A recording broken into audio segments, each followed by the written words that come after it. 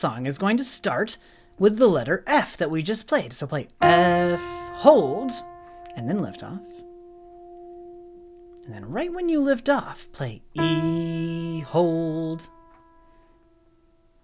then D, hold,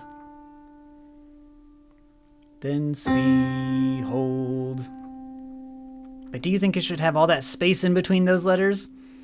No way! We have to go back to the beginning and listen to how these should sound together.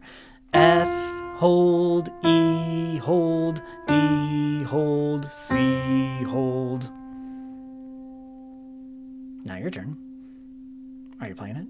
I hope you're playing it. Now my favorite part, we're gonna go like this.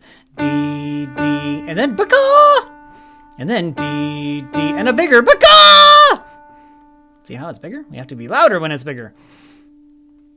And then when you see two dots at the end, it means you play the song again. Let's go back to the very beginning and try the whole thing through like this.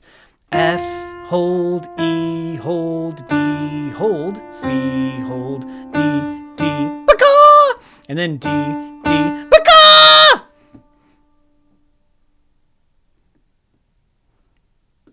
And believe it or not, that is already the whole song. You have done a very nice job. Go ahead and practice it on your own, and the faster you get, the more fun it gets. You could go something like F, hold, E, hold, D, hold, C, hold, D, D, ba-caw! D, D, ba-caw! Repeat. F, E, D, C, D, D, ba-caw! D, D, ba-caw! All right, and when you're ready, either go on to the next song or go on to the tempo practice track for this song.